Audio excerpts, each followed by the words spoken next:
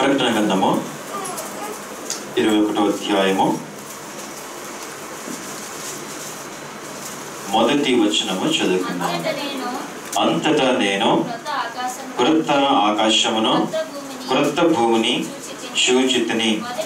మొదటి ఆకాశమును మొదటి భూమియు గతించిపోయెను, సముద్రమును ఇకనో లేదు. ఆమేన్. ప్రార్థన చేసుకుందాం.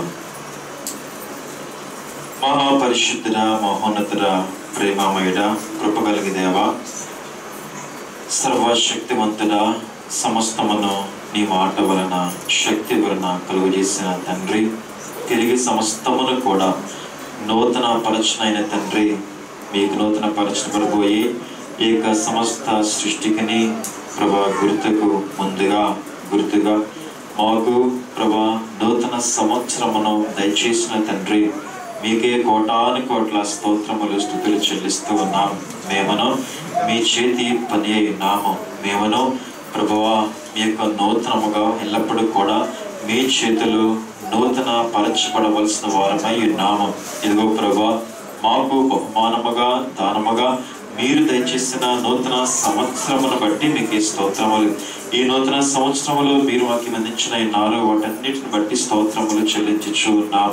ఇదిగో ప్రభా, ఈ నూతన సంవత్సరపు ఆరాధనలో చేరిన మమ్మల్ని పేరు పేరున దీవించి, ఇదిగో ప్రభా మీ సంతానములో చేరి ఉండగా మా యొక్క హృదయంలో తెరవచ్చేమని వేడుకొనుచున్నాం. ఎందుకనగా మీరు ప్రతి ఒక్కరి యొక్క హృదయ అంతరంగమును ఎరిగిన వాడవు. ఇదిగో ప్రభా, ఎవరికి ఏ మాటలు మీ వాక్యములో ఏ మాటలు కావలసిన ఎరిగిన వాడు గనక ప్రతి ఒక్కరి హృదయమును మీరు తెరవచ్చేసి తండ్రి నన్ను మరుగుపరిచి మీ నోటు బోరుగా వాడుకొని మీ హృదయంలో ఉన్న సంగతులు ప్రభా మా హృదయంలోనికి మీరు ప్రభా తెలియపరచమని వేడుకొనుచున్నాం. విన్న సంగతులు భద్రపరచుకుని ప్రభా జ్ఞాపక శక్తిని, ఆసక్తిని, అలాగే ప్రభా వాక్య ప్రకారము నడుచుకును మీ ఆత్మ నడిపింపును ప్రభా శక్తిని, జ్ఞానమును మాకు దయచేసి మీరే ప్రభా మా ద్వారా మా జీవితం ద్వారా నూతన పరచబడి పడిచి ఉన్న మా ద్వారాను మీరు మహిమనందమని మా కొరకు మహిమపాలునిగా వచ్చివేసి ఉన్న యేసు ప్రభు నామములో వేడుకొనుచు ప్రార్థించుచున్నాము పరమ తండ్రి. ఆమేన్. ప్రభునందు ప్రియులారా, ప్రభు నామమున మీకందరికీ కృపా సమాధానములు, దైవాశీర్వాదములు, నూతన సంవత్సరపు దీవెనలు మెండుగా దేవుడు దయచేయును గాక. ఆమేన్. ఇద్దరికి నూతన సంవత్సరపు మరణాత. సరే ప్రభునందు ప్రియులారా, మనం చదువుకున్న వాక్యములో క్రొత్త ఆకాశమును క్రొత్త భూమిని మనము చూస్తూ ఉన్నాము. ఇది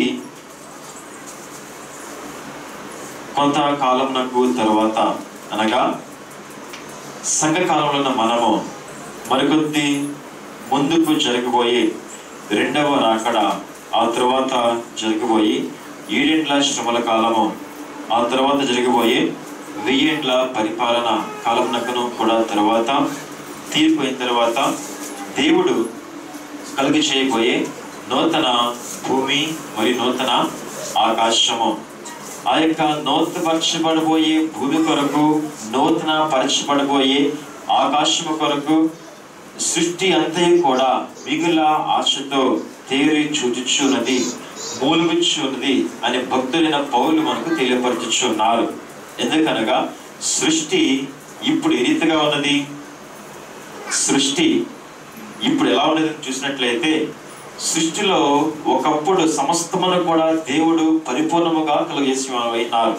ఎందుకనగా ఆదికాండం 1వ అధ్యాయంలో చూసినప్పుడు మొదటి దినం మొదలుకొని 6 దినములు కూడా ప్రభువు సృష్టిని కలుగజేసినప్పుడు ఇదంతా కూడా సంపూర్ణముగా పరిశుద్ధమైనదిగా ఎంతో మహిమ గలదిగా ఉన్నట్లుగా దేవుడు చూసి ప్రతి దినమును కూడా ఆయన చేసినప్పుడు తాను చేసిన దాని వైపు తిరిగి చూసి అది మంచిగా ఉన్నదా లేదా అని దాన్ని పరీక్షించి దేవుడు ఎంతో దానిని మెచ్చుకున్న వారే ఉన్నారు. అయితే ఆదాము అవ్వలు కొంతకాలం తర్వాత ఏదెను తోటలో ఉంటూ దేవుని సహవాసములో పెరుగుచూ ఉండగా ఈ యొక్క సర్పరూపముతో వచ్చిన సాతాను వలన పాపములో పడిపోయినప్పుడు ఏం కలిగింది? పాపములో పడిన ఆదాము అవ్వలతో పాటు ఆ శాపము ఈ యొక్క భూమికిని అనగా సృష్టికిని కూడా వచ్చి వేసింది. కాబట్టి ఇది వరకు ఈ యొక్క భూమి మీద ముండ్ల తుప్పలు లేవు, గచ్చ పొదలు లేవు, నిస్సారము లేదు. కానీ ఇప్పుడు ఏమొచ్చింది? నిస్సారము వచ్చి వేసింది. సంవత్సరంలో 2 పంటలు పండితే ఒక పంట సరిగా పండదు. కొంతకాలం బాగా పండితే కొంతకాలానికి ఆ భూమి యొక్క సారము కోల్పోచున్నది.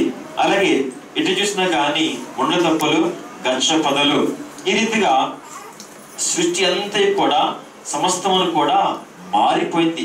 దాని రూపమును పోగొట్టుకున్నది. ఏ రీతిగా ఆదామునకు అవ్వకు దేవుడిచ్చిన ఆ మహిమ రూపము వారు పోగొట్టుకున్నారో అదే రీతిగా ఈ యొక్క సృష్టికి కూడా దేవుడు ఆ మహిమను అద్ది ఉన్నారు. ఎలాగనగా మీకు సంజీవని అనే ఒక మొక్కను మీరు చూస్తుండవచ్చు. ఈ మొక్క గురించి చాలా మందికి తెలియదు. ఇది హిమాలయ పర్వతంలో విరివిగా అనేక చోట్ల దొరుకుతున్నది. ఈ మొక్క యొక్క ప్రత్యేకత ఏమిటి అని చూసినట్లయితే రాత్రులందు కూడా అది మెరుస్తూ ఉంటుంది. ఆ మొక్కల నుంచి ఒక చక్కని వెలుగు, కాంతి అనేది వస్తూ ఉంటుంది. అలాగే దేవుడు చేసిన ఈ సృష్టిలో సమస్తమును కూడా వెలుగుతూనే ఉంటూ ఉండేవి. అయితే ఈ యొక్క పాపములో పడిపోవటం వలన మానవుని బట్టి కలిగిన ఆ శాపము ఈ యొక్క సృష్టికి కూడా సంభవించటం వలన ఇవన్నీ కూడా మనము చూస్తూ ఉన్నాం. అంతవరకు భూకంపములు లేవు, వరదలు లేవు, భయంకరమైన ఈ యొక్క ఉష్ణం అనేది లేదు.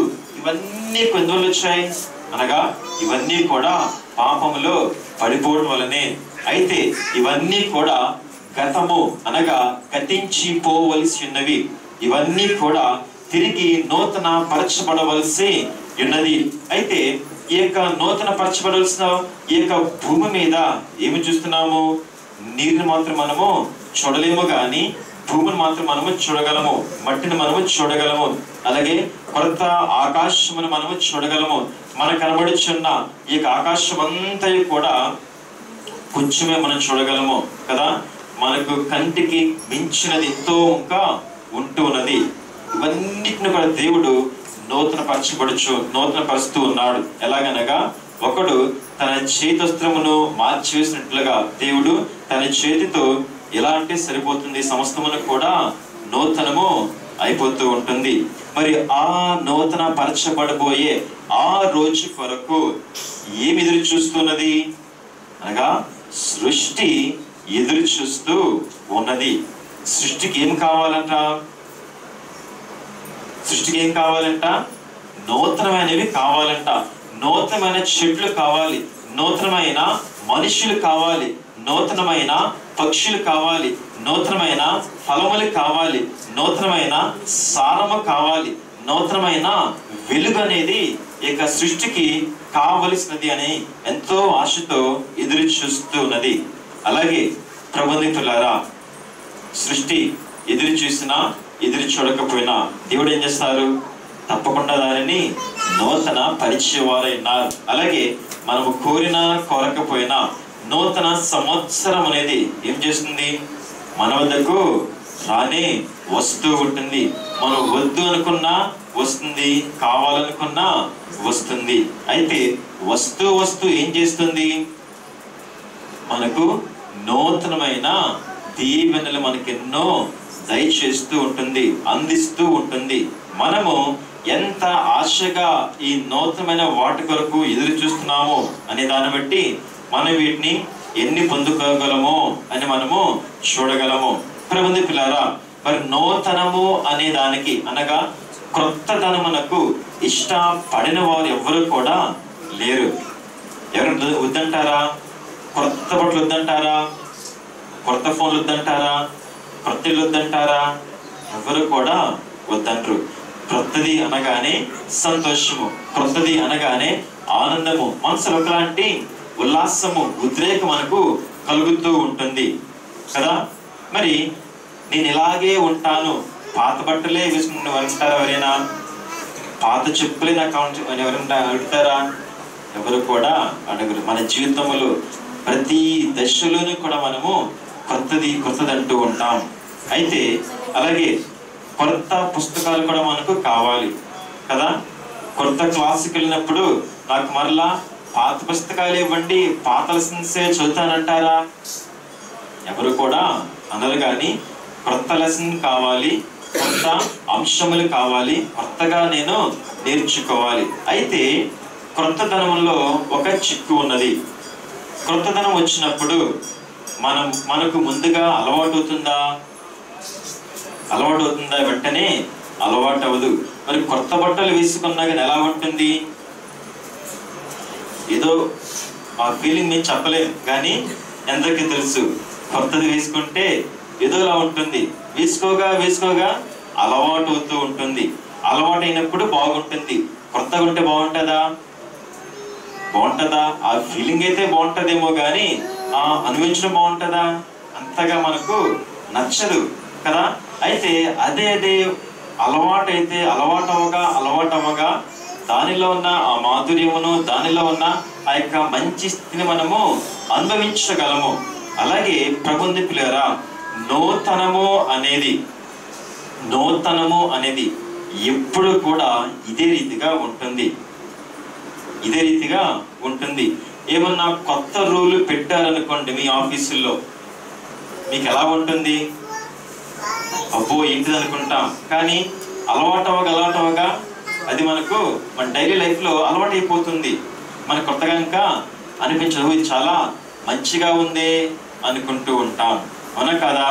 అలాగే ఈ నూతన సంవత్సరంలో దేవుడు మనకు తెలియపరచుచున్న నూతనమైన సంగతులు కూడా వినడానికి నూతనంగా ఉంటాయి, ఆచరించడానికి కూడా నూతనముగా ఉంటాయి. అయితే అనుభవించే కొలది వాటిలో ఉన్న ఆ మాధుర్యమును, వాటిలో ఉన్న ఆ ఫలమును మనము పొందగలము, మన జీవితంలో అనుభవించగలము.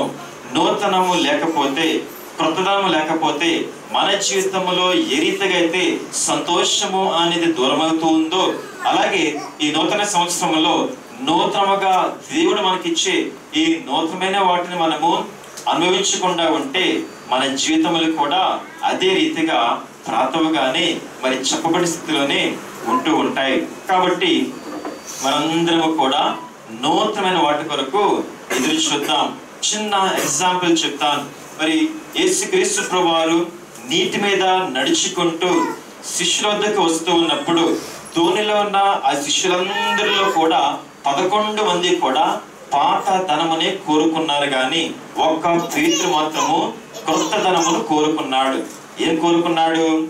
నాకు చాలా మరి బాగుంది ఇక్కడ అందరూ అనుకుంటూ ఉన్నారు, నేను ధోనిలోనే క్షేమంగా ఉండాలనుకుంటున్నారు అందరూ కూడా. అయితే ఈ పేతురు మాత్రం ఏం చేశాడు? కొత్తదనము కోరుకున్నాడు. ఇంతవరకు నేను ధోనిలో ఉన్నాను, ఇంతవరకు నేను మరి భూమి మీద మట్టి మీద నేను నడిచాను, కానీ ఇప్పుడు నా దేవుడు యేసుక్రీస్తు ప్రభువుని బట్టి నేను నీటి మీద నడవాలనుకుంటూ ఉన్నాను అని ప్రభువును అడిగాడు. పర్మిషన్ ఇచ్చారు దేవుడు. వెంటనే నీటి మీద అడుగు పెట్టాడు. కొత్తదా కాదా? పేతురు కలిగిన ఆ అనుభవము ఇంకెవరికైనా ఉన్నదా?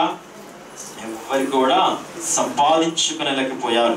ఈ రీతిగా ఆ కొత్తదనంలో ఉన్న ఆ మాధుర్యమును, ఆ అనుభవమును ఈ పేతురు సంపాదించుకున్నాడు. అలాగే ప్రభుని పిల్లరా, మరి క్రొత్తది చేసేటప్పుడు, క్రొత్తవి అవలంబించేటప్పుడు మనకు ఒకసారి ఇష్టముగా ఉండకపోవచ్చు, అలవాటుగా ఉండకపోవచ్చు, కానీ అవెంతో మేలైనవి, శ్రేష్టమైనవి అని మాత్రము వాక్యం ద్వారా చెప్పగలము.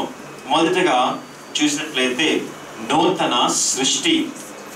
ఇప్పుడు చదువుకున్నాం నూతనమైన సృష్టి. ఇది సృష్టి యొక్క ఆరంభంలోనే మనము చూస్తూ ఉన్నాం. ఆదిలో అనాదిలో ఏమీ లేనప్పుడు దేవుడు నీటిని కలుగజేశారు. ఆ తర్వాత భూమి ఆకాశములను కలుగజేశారు. ఆ తర్వాత మరి సూర్యుని నక్షత్రాలను కలుగజేశారు. సమస్తమును కూడా నూతనముగా చేయబడింది కదా. నూతనముగా చేయబడిందే గాని కొంతకాలానికి ఏమైంది? అది పాతదైపోయింది. అలాగే మనము కూడా నూతనముగా ఈ లోకంలోనికి మరి పంపించబడిన వారము, కలుగు చేయబడిన వారము. మనము దేవుని యొక్క సృష్టి అయి ఉన్నాం. మనము దేవుని యొక్క చేతి పని అయి ఉన్నాము. అయితే నూతనముగా అనగా పాపము ఎరిగినటువంటి పసిబిడ్డగా మనము జన్మించినా గాని మనలో క్రమక్రమముగా ఏమవుతున్నది? పాత ధనము అనేది వస్తూ ఉన్నది, పాపము అనేది వస్తూ ఉన్నది. కాబట్టి మనం ఏమవుతూ ఉండాలి? ఎప్పటికప్పుడు నూతన పరచబడుతూ ఉండాలి. కొరింథీ పత్రిక చూద్దాం. 2వ కొరింథీ పత్రిక 5వ అధ్యాయము 17వ వచనము. కాగా ఎవడైనను క్రీస్తునందున్న యెడల వాడు నూతన సృష్టి, పాతవి గతించెను, ఇదిగో కొత్తవాయెను, సమస్తమును. చాలండి. మరి ఇక్కడ క్రీస్తునందున్న యెడల వాడు నూతన సృష్టి అని మనం చూస్తూ ఉన్నాం. ప్రభునందు ప్రియమైన దేవుని బిడ్డలారా, ప్రభువులో ఉన్న బిడ్డలారా, మనందరము కూడా నూతన సృష్టిగా చేయబడాలి అని ప్రభువు ఈ దినమున మన గురించి కోరుకొనిచున్నారు. ఏమిటి నూతన సృష్టి? ఇందాక అనుకున్నాం, ఇప్పుడున్న పాత భూమి రేపు క్రొత్తదిగా మారాలి, ఇప్పుడున్న పాత ఆకాశం రేపు క్రొత్తదిగా మార్చబడాలి. అలాగే మనలో ఏమైతే పాతదనం ఉన్నదో అదంతా కూడా మారిపోవాలి, అది నూతన పరచబడాలి. పాత అలవాట్లు, పాత మాటలు, పాత పాపములకు సంబంధించినవి, అలాగే మన పాతమైన ఆలోచనలు, మన పాత పనులు, ఇవన్నీ కూడా మారిపోయి నూతన పరచబడాలి. ఎందుకనగా దినదినము కూడా మనము నూతన పరచబడుట ద్వారా మనము క్రీస్తు ప్రభువును చూపించవలసిన వారమై ఉన్నాం. ఆయనను మనము మహిమ పరచవలసిన వారమై ఉంటూ ఉన్నాము. మరి ఈ యొక్క నూతనము అనేది ఎలా ఉంటుంది అని చూస్తే, ఈ నూతనం అనేది ఎక్కడి నుంచి ప్రారంభమవుతుంది? మన హృదయంలో నుంచే ప్రారంభమవుతుంది. ఎవడైనా క్రీస్తు అందినట్ల వాడు నూతన సృష్టి. ఈ పాత సంవత్సరంలో, గత సంవత్సరంలో ఏమైతే పాతవి చేశారో, పాతవి అనుభవించారో, పాతవి అలవాట్లు ఉన్నాయో, వీటినైతే మార్చాలి అనుకున్నారో, ఏ విషయాలలో అయితే నేను మారాలనుకున్నారో ఒకసారి మీరు ఆలోచించండి. ఒకసారి వెనక్కి తిరగండి. ఏ విషయంలో నేను మారాలనుకున్నారు? ఒకవేళ ఇంకా కూడా ఆ తలంపే లేకపోతే గనక ఒకసారి ఆలోచించి, గత సంవత్సరం అంతా కూడా ప్రతి నెల కూడా ఏమేమి జరిగాయి మీ విషయంలో, ఏమేమి చేస్తారు మీ విషయంలో, ప్రతి రోజు కూడా ఏమేమి చేసిన విషయంలో ఒక్కసారి వెనకకు తిరిగి చూసుకోనండి. ఏ విషయంలో నేను మారవలసినది, ఏ విషయంలో ఒకవేళ నా నోట ఏమైనా కాని మాటలు వచ్చాయా, ఇప్పుడు ఏం చేయాలి? అవన్నీ తొలగించి నూతనమైన మాటలు నేను పలికవానిగా ఉండాలి. ఒకవేళ నాలో ఏమన్నా కానీ తలంపులు, కానీ పనులు ఏమైనా చేశానా, అవి నేను మార్చబడించాలి, నేను నూతనమైన నేను చేసేవానిగా ఉండాలి. ఒకవేళ నేను దేవుణ్ణి స్తుతించలేకపోయానా, నేను ఇప్పుడు దేవుణ్ణి స్తుతించేవానిగా ఉండాలి. ఒకవేళ నేను సరిగా దేవాలయానికి వెళ్ళలేకపోయానా, నేను దేవాలయమునకు వెళ్ళేవానిగా ఉండాలి. ఒకవేళ నాలో పాత కక్షలు ఏమైనా ఉన్నాయా, అవన్నీ కూడా తొలగిపోయి నూతనమైన ప్రేమ నేను కలిగి ఉండేవానిగా ఉండాలి. ఈ రీతిగా సమస్తమును కూడా మనము సరి చేసుకోవాలి, చెక్ చేసుకోవాలి. ఏది పాతగా ఉన్నది, ఏది మార్చబడాలి, అది మనము చూడాలి. ఒకవేళ నాలో వస్తున్న విశ్వాసము ఇంకా పాతదిగానే ఉన్నదా, నాలో విశ్వాసము ఇంకా తక్కువగానే ఉన్నదా, అది ఇప్పుడు నూతన పరచబడాలి, అది ఇప్పుడు పైకెత్తబడాలి. నా స్వభావము పాప స్వభావమా, మనుష్య స్వభావమా, అది ఇప్పుడు దేవుని స్వభావముగా, పరిశుద్ధ స్వభావముగా అది ఇప్పుడు మార్చబడాలి అని మనం ప్రతి దానిలోనూ కూడా మనము నూతనముగా మార్చవలసిన వారంగా ఉన్నాం. అలాగే నాలో ఉన్న నేను పెట్టుకున్న రూల్స్ ఏమైనా పాతగా ఉన్నాయా, ఇప్పుడు నేను క్రొత్త రూల్స్ పెట్టుకుంటాను అని మీరు క్రొత్త నియమములు కూడా మీరు పెట్టుకున్న వారుగా ఉండవలసిన వారు ఉన్నారు. ఎందుకనగా ఇంకా లోకములో సామెత ఉన్నది, పండగ పూట కూడా ఏమంటారు, లేకపోతే ఇంకా పాత చింతకాయ పచ్చడి అంటూ ఉంటారు. అవునా? పాత చింతకాయ పచ్చడి అంటూ ఉంటారు. అనగా మనము నూతన సంవత్సరమును వచ్చి కూడా, నూతన సంవత్సరమును అనుభవిస్తూ కూడా ఇంకా కూడా మన పాత సంబంధించినది, పాపములకు సంబంధించినది, లోకములకు సంబంధించినది ఇంకా కూడా అందులోనే ఉంటే ఈ నూతనమైన ఎప్పుడు పొందగలము, ఎప్పుడు అనుభవించగలము? మనము నూతన పరచబడినప్పుడే మనము ఈ నూతనమైన ఈ యొక్క ఆశీర్వాదములు నిత్యముగా సంపూర్ణంగా మనము అనుభవించే వారముగా ఉంటూ ఉన్నాం. కాబట్టి ప్రభునందు ప్రియులారా, నూతన పరచబడాలి. నూతన హృదయము, నూతన ఆత్మ, నూతన ఆశలు, నూతనమైన న్యాయము, నూతన విశ్వాసము, నూతనమైన సహవాసము. మన సహవాసము ఎవరితో ఉన్నది ఈ సంవత్సరం అంతా కూడా, గత సంవత్సరం అంతా మన సహవాసము ఈ నూతన సంవత్సరంలో ఎవరితో ఉండాలి, ఎవరితో మన సమయమును గడిపి ఉన్నాం, ఎక్కడ గడిపి ఉన్నాం మన సమయం అంతా కూడా? బంధువులతోనా, స్నేహితులతోనా, లోక సంబంధమైన వాటితోనా? మరి ఇప్పుడు ఈ నూతన సంవత్సరంలో మన సహవాసము, మన సమయము దేనికి మనము వివేచించవలసిన వారమై ఉన్నాం? ఒకసారి మీరు జ్ఞాపకం తెచ్చుకోండి. అలాగే యెహెజ్కేలు గ్రంథము 36వ అధ్యాయము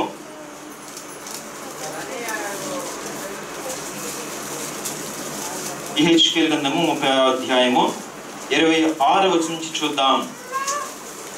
నూతన హృదయం మీకు ఇచ్చేదను, నూతన స్వభావం మీకు కలుగజేసేదను, రాతి గుండె మీలో నుండి తీసివేసి మాంసపు గుండె మీకు ఇచ్చేదను. నా ఆత్మను వియందించి నా కట్టడలను అనుసరించి వారిని గాను, నా విధులను గైకొను వారిని గాను మిమ్మును చేసేదను. చాలండి ప్రభులారా, మనకి ఇక్కడ ప్రభు తెలియపరుచున్న మాటలు చూడండి. మనము నూతన పరచబడాలి అంటే ఎవరి అవుతుంది? మన వల్ల కాదు, కానీ మనల్ని నూతన పరచగలిగే వారు దేవుడే, యేసుక్రీస్తు ప్రభు వారే. దాని కొరకు మనం ఏం చేయాలి? ఒక ఆశ మాత్రం మనం కలిగి ఉండాలి. ప్రభువా, నన్ను నూతన పరచు, దినదినము కూడా నన్ను నూతన పరచుని ప్రభు నిత్యము కూడా మనము ప్రభువును అడిగే వారముగా ఉండాలి. చూడండి, మనము నూతన పరచబడకపోతే దేవుడు కోరుకున్న విధముగా మనము జీవించలేము.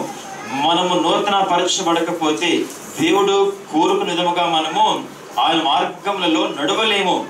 కాబట్టి ఆయన కోరుకున్న విధముగా మనము నడవాలి అంటే మనము నూతన పరచబడాలి. మనకు నూతన హృదయము కావాలి, నూతన స్వభావము మనకు కావాలి, నూతన నైత్యము మనకు కావాలి. మనలో ఉన్న ఈ రాతి గుండె తొలగించి వేయబడి మాంసపు గుండె మనకు అనుగ్రహించబడాలి. కాబట్టి ప్రభువును మనము వేడుకుందాం. దావీదు భక్తుడు ఈ రీతిగా దినదినము కూడా ఆయన ప్రార్థించేవాడు. 51వ కీర్తనలో, దావీదు కీర్తన 10వ వచనంలో మనం ఈ సంగతిని చూస్తూ ఉన్నాం. దేవా, నా యందు శుద్ధ హృదయము కలుగచేయము, నా అంతరంగములో స్థిరమైన మనస్సును నూతనముగా పుట్టించుము. నా అంతరంగములో స్థిరమైన మనస్సును నూతనముగా పుట్టించుము, నా యందు శుద్ధ హృదయమును కలుగచేయము అని నిత్యమును కూడా ఈ యొక్క దావీదు దేవునికి ప్రార్థన చేస్తూ ఉన్నాడు. అదే రీతిగా యేసుక్రీస్తు ప్రభువారు ఈ లోకంలో జీవించినప్పుడు నికోదేము అనే ఒక యాజకుడు ప్రభు దగ్గరకు వచ్చినాడు. చూడండి, యోహాను సువార్త 3వ అధ్యాయము, యోహాను సువార్త 3వ అధ్యాయంలో మనం చూసినప్పుడు 3వ వచనం, అందుకు యేసు అతనితో, ఒకడు కొత్తగా జన్మించితేనే గాని అతడు దేవుని రాజ్యమును చూడలేడు. చాలండి, ఒకడు కొత్తగా జన్మించితేనే గాని దేవుని రాజ్యమును చూడలేడు ప్రభు తెలియపరుచుచున్నారు. కొత్త జన్మ ఏమైనది? కొత్త జన్మ ఎక్కడి నుంచి వస్తుంది? హృదయంలో నుంచి వస్తూ ఉంటుంది. మన హృదయము నూతన పరచబడాలి కదండి. సరే, ఈ రీతిగా మనకు నూతనమైన హృదయము కలిగిన వారమై ఉన్నాం. కొత్తగా జన్మించితేనే గాని మనము దేవుని రాజ్యములో ప్రవేశించలేము అని ప్రభు నిశ్చయముగా మనకు కరాఖండిగా తెలియపరచుచున్నారు. ఈ నూతన సంవత్సరంలో నూతన ఆశీర్వాదం పొందుకోవాల్సిన కోరుచున్న మనము నూతనముగా జన్మించవలసిన వారమై ఉన్నాం. ఈ నూతన జన్మ ఎప్పుడు జరుగుతుంది? బాప్తిస్మా సమయం అందా? మారు మనసు పొందుట, అంతే కదా. నూతన జన్మ, కొత్త జన్మ, మారు మనస్సు పొందుట, ఇది ఏ ఒక్కసారో జరిగే సంగతి కాదు, కానీ దినదినము కూడా మన మనస్సు నూతన పరిస్థితి ఉండాలి. అనగా అయ్యగారు అన్నారు, దినమంతా కూడా రాత్రి పడుకునే ముందు దినమంతా కూడా ఆ రోజు ఏమి చేశానా అని తలంచుకొని ఆ రోజు దేవుడు చేసిన మేలుంటి కొరకు మనము దేవునికి స్తుతులు చెల్లించే వారముగా ఉండాలి. అలాగే దినమంతా కూడా ఏమి చేసినా ఒకసారి మనము రీక్యాప్ చేసుకొని ఏం చేయాలి, ఎక్కడ నేను మార్చాలి, ఎక్కడ నేను మారాలి, ఏమి మారాలి, ఈరోజు ఏం చేశాను, ఎలా చేసి ఉండవలసింది, ఇది దేవునికి అనుకూలమా కాదా అని మనము ఒకసారి మనము రివైండ్ చేసుకోవాలి, రీక్యాప్ చేసుకోవాలి. ఆ రీతిగా మనము మన యొక్క ఇప్పుడు కూడా నూతన పరచబడుతూ ఉండాలి. తర్వాతగా చూసినట్లయితే రెండోగా చూద్దాం, నూతనమైన ఆహారము. మత్తయి సువార్త 2వ అధ్యాయం 26వ అధ్యాయము 28వ వచనము. ఇది నా రక్తము అనగా పాప క్షమాపణ నిమిత్తము అనేకుల కొరకు చిందించబడుతున్న నిబంధన రక్తము, నూతన ఆహారము. ఇది నూతనమైన నిబంధన. మరి ప్రభుని పిల్లరా, ఈ యొక్క ప్రభు యొక్క శరీర రక్తములు మనము అందుకొనట్లయితే మనలో ఏముండదు, మనలో జీవము అనేది ఉండదు, మనలో అక్షయమైన స్థితి అనేది ఉండదు. ప్రభు యొక్క శరీర రక్తములు ద్వారానే మనము ప్రభువులో ఏకము చేయబడుచు ఉన్నాం. ప్రభు యొక్క శరీర రక్తముల ద్వారానే మనము ప్రభు యొక్క రూపంలోనికి మనము మార్చబడుతూ ఉన్నాం. ప్రభు యొక్క శరీర రక్తముల ద్వారానే మనకు ఆయన యొక్క వారసత్వము లభిస్తూ ఉన్నది. ప్రభుని పిల్లారా, దేవునిలో రక్షించబడుచున్న మనము పరలోకమునకు వెళ్ళినప్పుడు ఎలా ఉంటాము అనగా యేసు క్రీస్తు ప్రభుతో సమానమైన రూపము గలవారినిగా ఉంటాం. యేసు క్రీస్తు ప్రభుతో సమానమైన మహిమ కలిగిన వారముగా మనం ఉంటాం. యేసు క్రీస్తు ప్రభుతో సమానమైన వారముగా, సమాన వారసులముగా మనము ఉంటాం. అట్టి ప్రభుతో సమానమైన అంతస్తు, మహిమ, రూపము మనము పొందిండాలి అంటే మనకేం కావాలి? యేసుక్రీస్తు ప్రభు వారి యొక్క శరీర రక్తములు మనకెంతో అవసరము అయి ఉన్నవి. ఎందుకనగా మనము తినే ఆహారము ఏమవుతుంది, ఎప్పటికైనా ఇది క్షయమైపోవలసింది. ఒక రోజు ఉన్న ఆహారము, అన్నము 2 రోజుకి ఏమవుతుంది, అది పాడైపోతుంది. కూరలైనా అంతే, ఏ ఆహారమైనా కానీ అంతే. ఈ లోకములో ఎంత ఖరీదైన ఆహారం తిన్నా గాని, ఎంత రుచిగల పదార్థములు మనం భుజించినా గాని అవేవి కూడా మనకు అక్షయతను ధరింపచేయలేవు. కానీ దేవుడిచ్చే యేసుక్రీస్తు ప్రభువు మన కొరకిచ్చిన ఆ యొక్క శరీరము, ఆయన యొక్క రక్తము మాత్రమే మనకు అక్షయతను ధరింపచేస్తాయి. కాబట్టి ఆ యొక్క సంస్కారపు విందును మనము అనుభవించే వారముగా ఉండాలి. ఇది నూతనమైన నిబంధన. ఈ యొక్క పాత నిబంధన ఏమిటి? మోషే శేనకు నుంచి దిగువచ్చి ఏం చేస్తాడు? పాప పరిహారముగా కొన్ని బలులు అర్పించి వాటి యొక్క పశువుల యొక్క రక్తము తీసుకొని ప్రజల మీద చల్లి ఇది నిబంధన రక్తము అని చెప్పి అంటూ ఉన్నాడు. అయితే యేసుక్రీస్తు ప్రభువారు ఈ లోకంలోనికి వచ్చినప్పుడు ఈ యొక్క నూతన నిబంధన వలన తనకి రక్తమును చిందించి మనకు ఆ పాత నిబంధన కొట్టివేసి నూతన నిబంధనలు మనకు దయచేసిన వారే ఉన్నారు. కాబట్టి మనము ఈ నూతన సంవత్సరంలో కలిగిన ఏమిటి? నూతనమైన నిబంధన అనగా ప్రభు యొక్క శరీరమును, ప్రభు యొక్క రక్తమును అందుకోవాలి. అనగా మనము ప్రభు యొక్క శిలువ మరణమును ప్రకటించే వారముగా ఉండాలి. ఆయన మరణమును మనము గుర్తు తెచ్చుకునే వారముగా ఉండాలి. ఆయన మరణము అనగా ఏమిటో కాదు కానీ ఇది మన యొక్క పాపముల క్షమాపణ కొరకైనా మరి ప్రాయశ్చిత్తార్థము. కాబట్టి ప్రభులారా, ఈ యొక్క నూతనమైన మరి రీతిలో మనము ప్రభువును ఆచరించవలసిన వారమై ఉన్నాం. తర్వాతగా మూడవదిగా చూసినట్లయితే నూతన నామము. యెషయా గ్రంథము 4వ అధ్యాయము 8వ వచనము.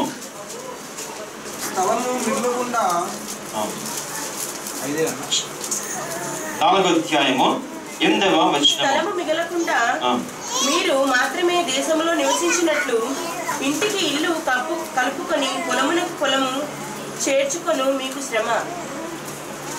4:3 సియోనులో శేషించిన వారికి, యెరూషలేములో నిలబడిన వారికి, అనగా జీవం పొందుటకై యెరూషలేములో దాఖలైన ప్రతి వానికి పరిశుద్ధుడు అని పేరు పెట్టుదురు. ప్రభువునందు ప్రియులారా, ఈ నూతన సంవత్సరంలో మనకు నూతన నామము పెట్టబడవలసినది. ఏమిటా నూతన నామము?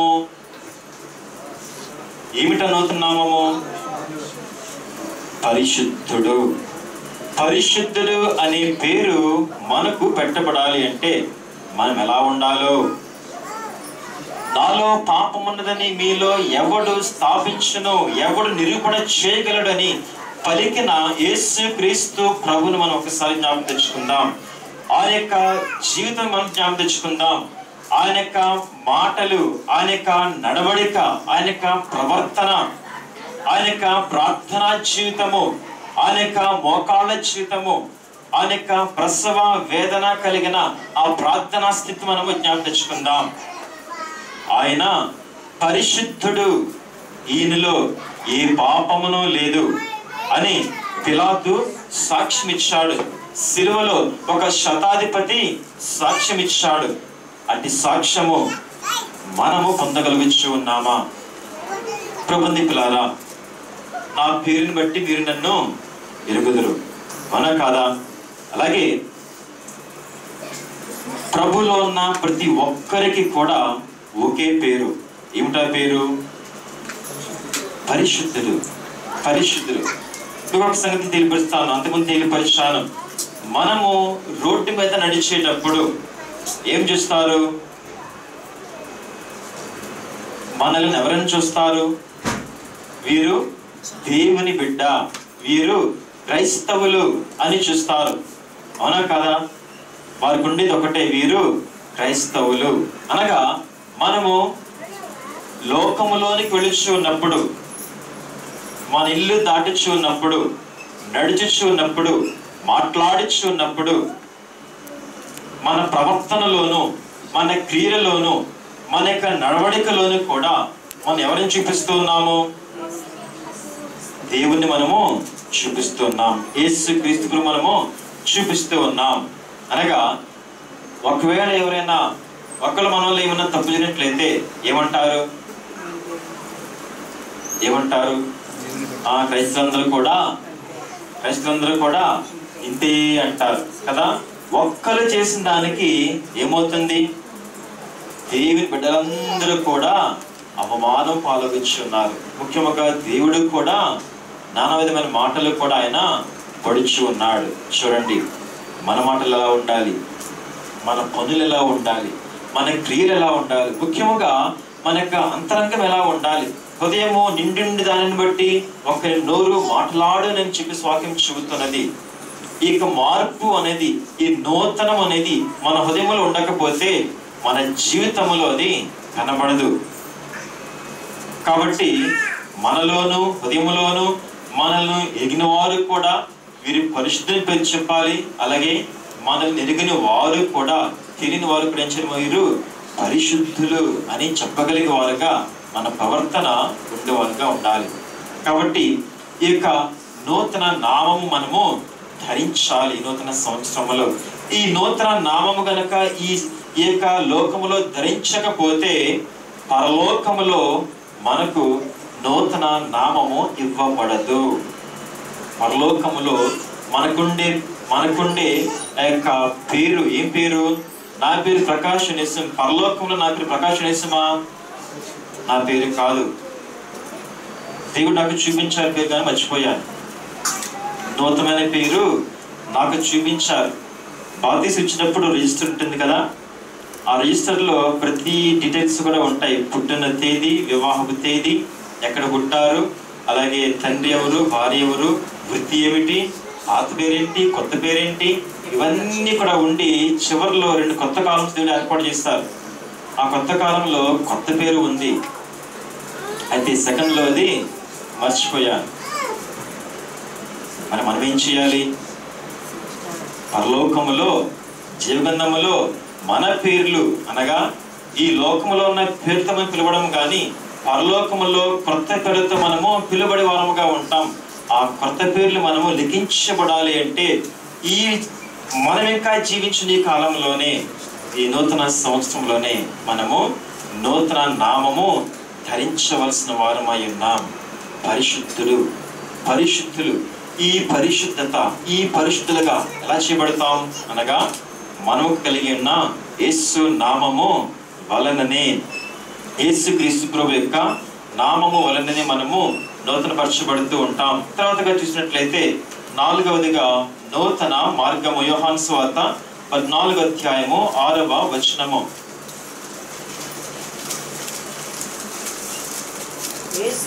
యేసు నేనే మార్గమును సత్యమును జీవమును, నా ద్వారానే తప్ప ఎవ్వరును తండ్రి యొద్దకు రాడు.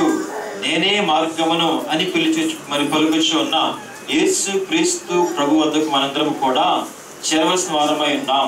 మనము వాక్యము చెబుతున్నది, ఒక్కడు తనకు సరైనదిగా కనబడు మార్గము కలదు గాని చదువుకు మరణమునకు త్రోవతీను.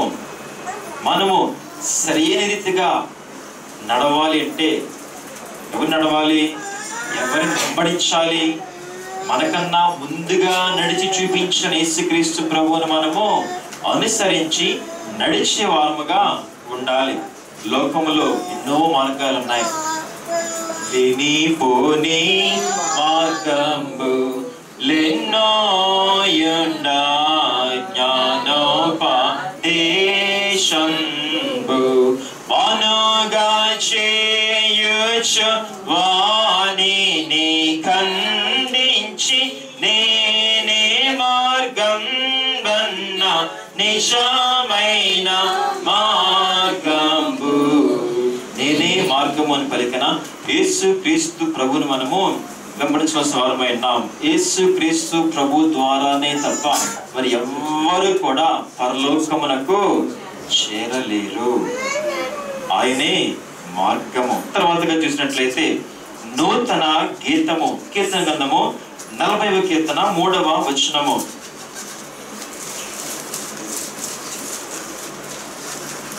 నా గుండె నాలో మండుచు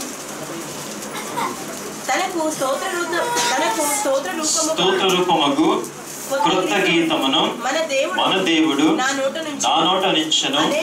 అనేకులు దాన్ని చూచి భయభక్తులు కలిగి యెహోవా యందు నమ్మిక ఉంచెదరు. ప్రబంధికులారా, ఇశ్రాయేలీయులైన వారు ఐగుప్తు దేశం నుంచి వచ్చినప్పుడు ఎర్ర సముద్రమును దాటిపోయిన తరువాత, అనగా సముద్రమును దేవుడు పాయలుగా చీల్చినప్పుడు వారు ఆరిన నేల మీద దాటిన తర్వాత మోషే ఏం చేశాడు?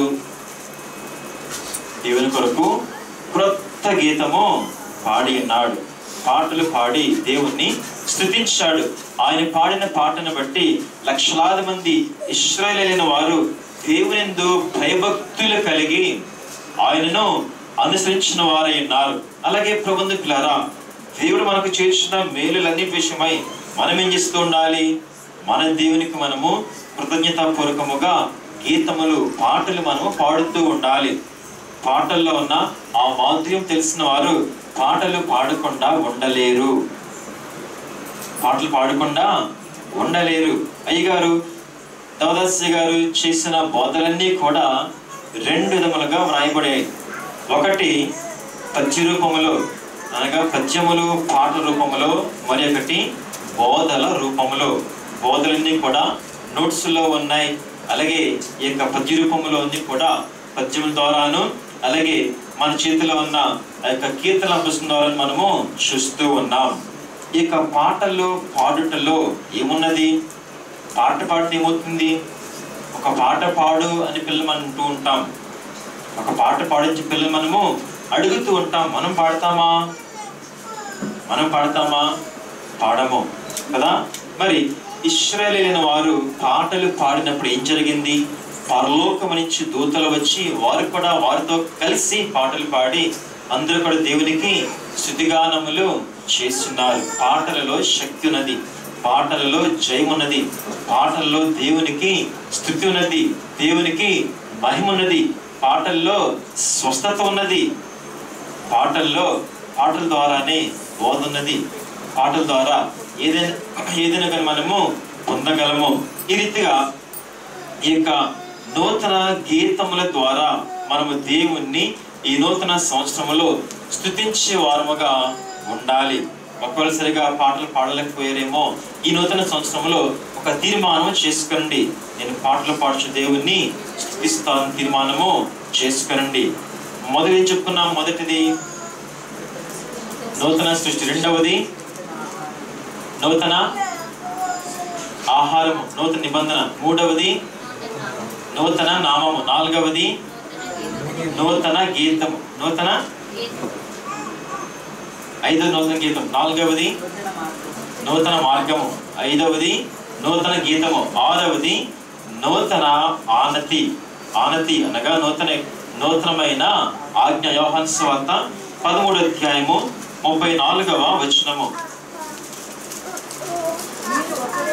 మీరు ఒకరినొకరు ప్రేమింపవలెనని మీకు క్రొత్త ఆజ్ఞ ఇచ్చుచున్నాను, నేను మిమ్మును ప్రేమించినట్టే మీరును ఒకరినొకరు ప్రేమింపవలెను. ప్రభు అంది ప్రేరా, ప్రభు మనకి ఇచ్చుచున్న క్రొత్త ఆజ్ఞ. మనకందరికీ కూడా ఆ మాటకు వస్తే లోకంలో ఉన్న ప్రతి ఒక్కరికి కూడా 10 కమాండ్మెంట్స్ అంటే ఏంటో తెలుసా తెలీదా? ఎంతో మంది నాతో కూడా చెప్పారు, క్రైస్తవేత్తలు కూడా చెప్పినారు. అయితే అందరూ కూడా వాటిని పాటిస్తారా?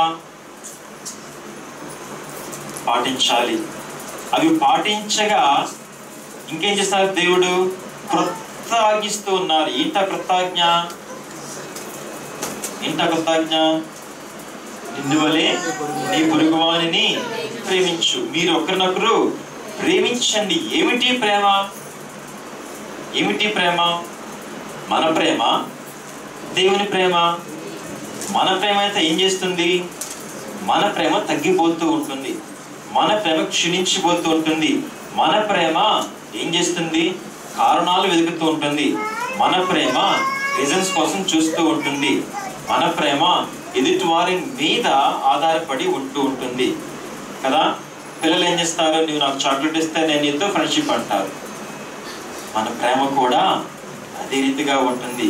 మనల్ని ప్రేమించే వాళ్ళని ప్రేమిస్తూ ఉంటాం, మనకు ఇష్టమైన వాళ్ళని ప్రేమిస్తూ ఉంటాం. మనకు కీడు చేసిన ప్రేమిస్తామా? మనకు తెలియని వాళ్ళని ప్రేమిస్తామా? కొత్త వాళ్ళని ప్రేమిస్తామా? మన ప్రేమ ఏమైనది? మన ప్రేమ తగ్గిపోయే ప్రేమ, మన ప్రేమ క్షీణించిపోయే ప్రేమ, మన ప్రేమ షరతులతో నిండిన ప్రేమ.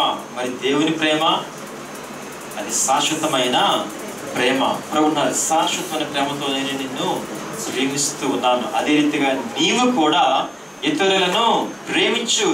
దేవుని ప్రేమ అంటే ఏంటో వారికి చూపించు అని ప్రభు ఇక్కడ తెలియపరుస్తున్నారు. 11-12 శతాబ్దంలో నివసించిన సెయింట్ ఫ్రాన్సిస్ ఉన్నారు. ఈయన ప్రభు యొక్క మార్గము తట్టు ఆకర్షింపబడి ఒకసారి మార్గంలో రోడ్డు మీద వెళుతూ ఉండగా, ఆ కాలంలో కుష్ఠ రోగులైన వారు ఊరు వెలుపలనే నివసించాలి, ఊరు లోపలికి వచ్చేవారు కాదు, వారు రాకూడదు. ఒకవేళ ఏ అవసరమైన ఉండి వారు ఊరిలోనికి రావాలంటే వారు ఏం చేయాలి అనగా, వారు గంట కొట్టుకుంటూ రావాలి. ఆ గంట వినబడినప్పుడు ఆ యొక్క